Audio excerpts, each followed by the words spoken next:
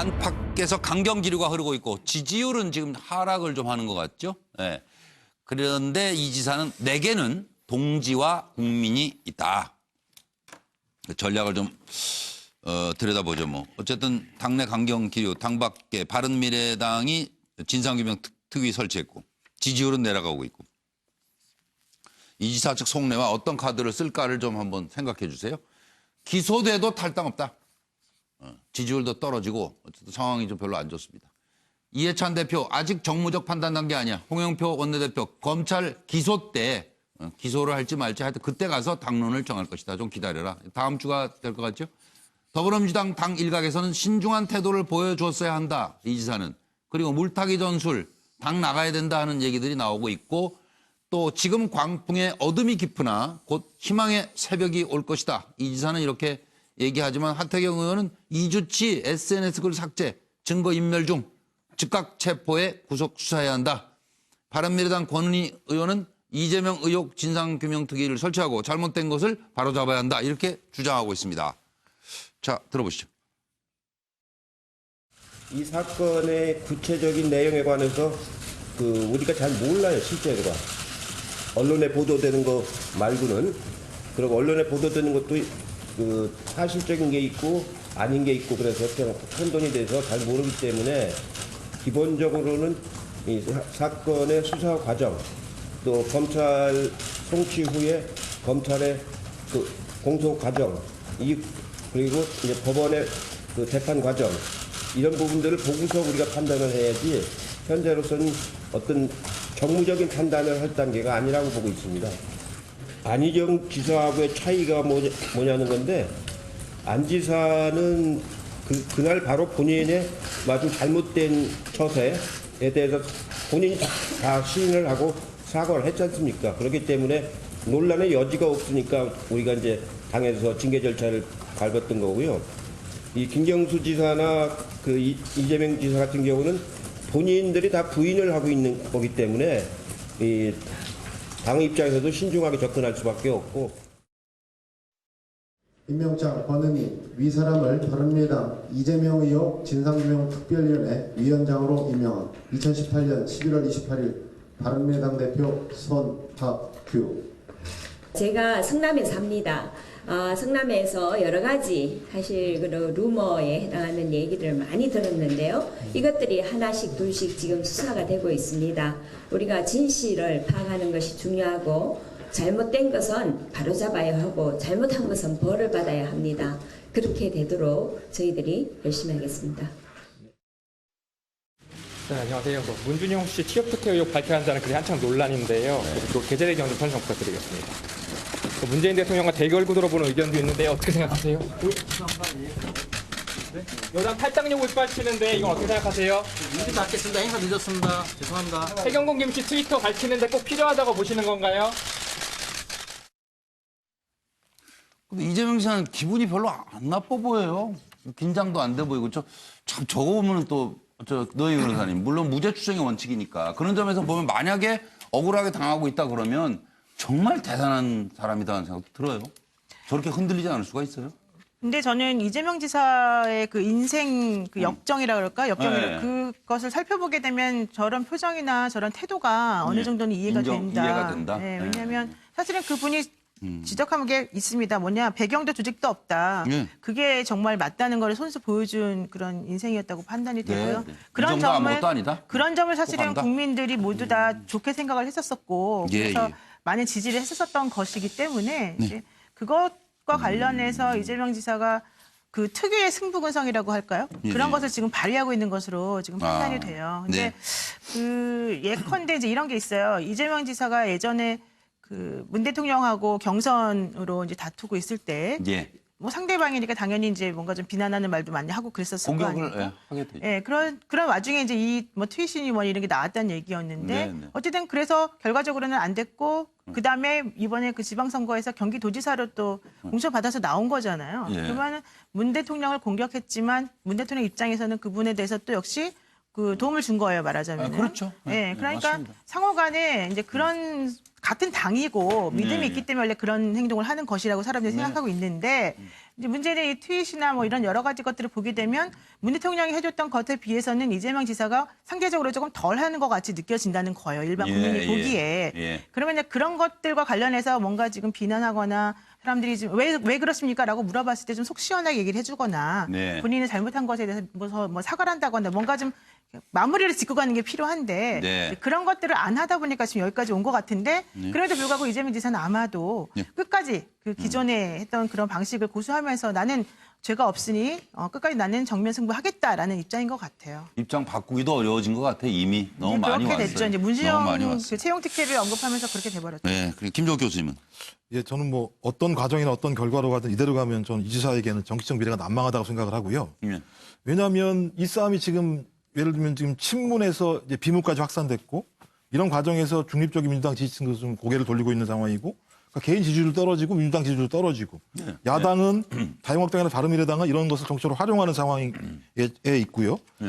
또 그다음에 제가 볼 때 지금 이재명 지지자들이 무슨 말씀을 하시냐면 나는 이재명이 민주당이라서 좋은 게 아니다. 네. 이재명이 이재명에서 좋은 거다. 이런 말씀을 하시는 걸 보면 네. 민주당에 대한 애당심도 잘 보이지 않는 것 같고요.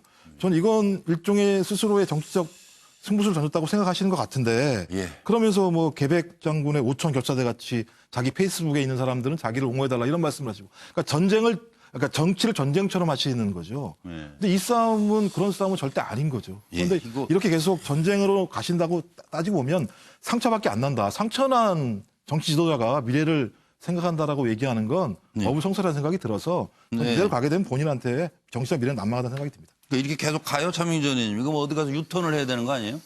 글쎄 뭐 제가 이런 식으로 계속 한번 생각해 끝까지 보세요. 간다 하다가 이거. 자, 이재명 지사가 네. 나중에 이제 진짜 무죄가 날 경우를 생각해 보세요. 그럴 수 있죠. 그러면은 기소 안 될 수도 있잖아요. 예, 이게 다투다 무죄나 알수 없는 이재명 지사는 무조건 이 실제 제가 보면은 야당도 제낀 차기 주자 거의 그 뭐 그냥 한창 앞선 판결했습니다. 그다음에 이재명 지사가 유죄가 난다고 생각해 보세요. 유죄임에도 불구하고 이 사람은 정치적 재판의 희생양이라고 이렇게 지금 주장할 할 근거가 것이다. 지금 이렇게 만들어 가고 그건 뭐 있어요. 충분히 짐작 또 가능해요. 이재명 지사가 제가 네. 보면은 하여튼 보면 볼수록 참 대단하다. 네. 거의 제가 볼 때는 뭐 네.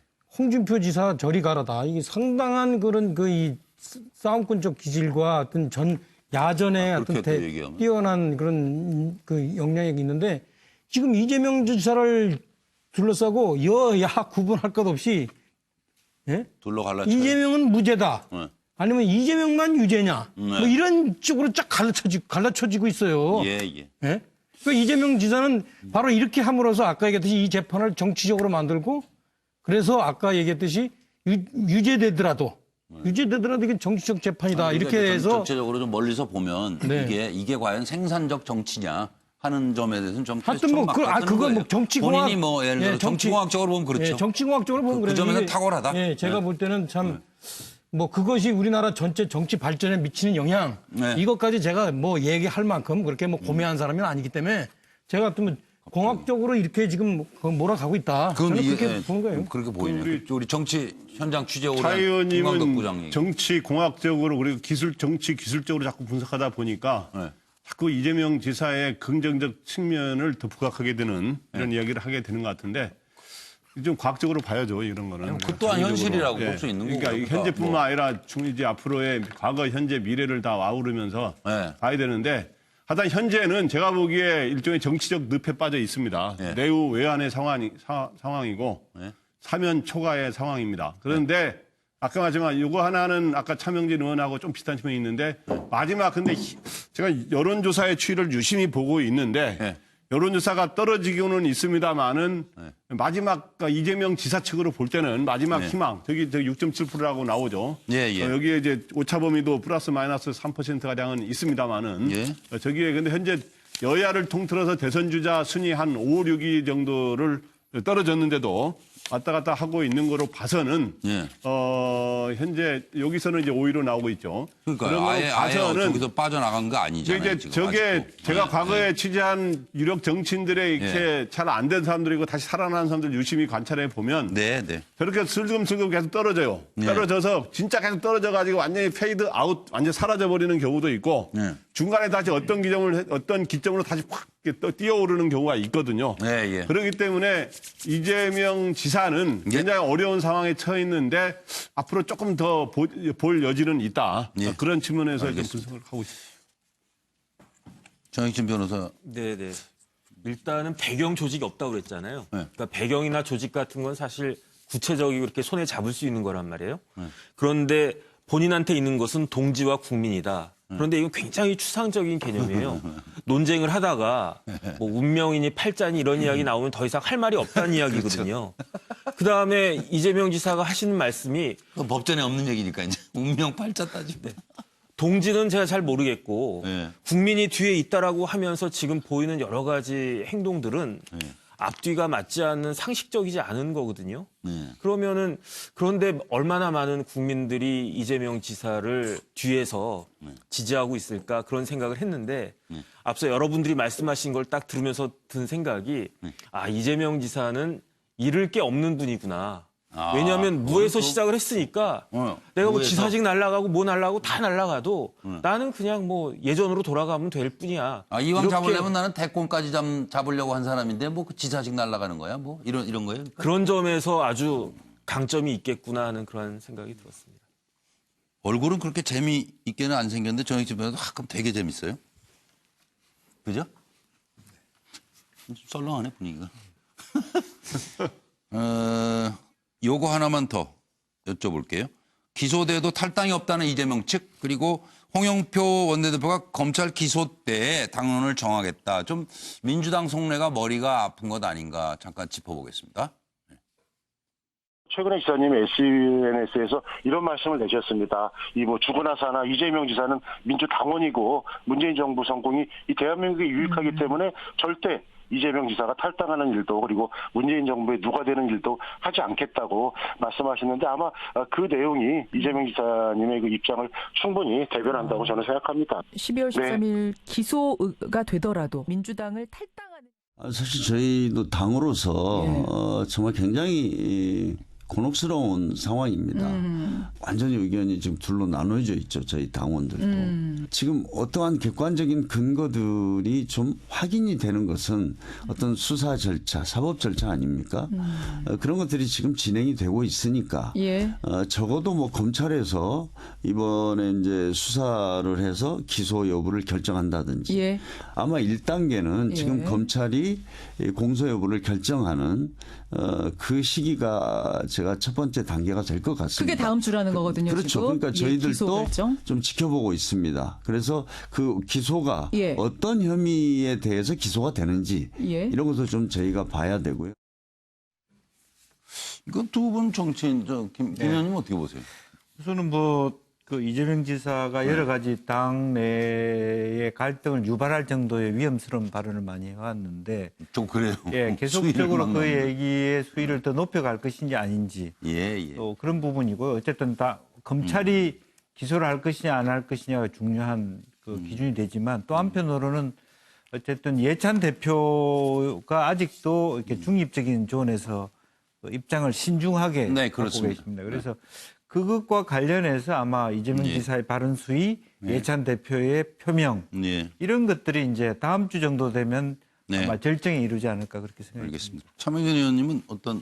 아니 뭐 아까 좀 얘기하는 거 보니까 마치 글쎄 제가 볼 땐 이재명 지사만 상당히 현재 그 수사에 대응하는 게 도덕적으로 문제가 있는 것처럼 얘기들 하시는데 왜 이재명 지사를 출당을 안 시키는가 모르겠어요. 당에서요? 네. 본인 보고 탈당을 하지 말고 그 정도 판단이 되면 이재명 지사가 저렇게 도덕적으로 문제가 있다 그러면 출당을 시켜야죠. 문제가 있는지 없는지. 그거는 그러니까 아까 발언을 했지 않습니까? 그 문제랑은 다른 문제. 그게 이제 안희정 지사의 내용과 다르다는 거죠. 예, 알겠습니다. 그리고 일단 우리 사회는 뭐 무슨 문제가 터지면 엄청 시끄럽긴 하는데 순간 또 잘 잊어버려가지고 유치원 문제도 지금 그렇습니다. 이게 상황이 좀 나아지긴 하는 건지 도대체 어떻게 돌아가고 있는지 유치원 3법 운명부터 알아보도록 하겠습니다.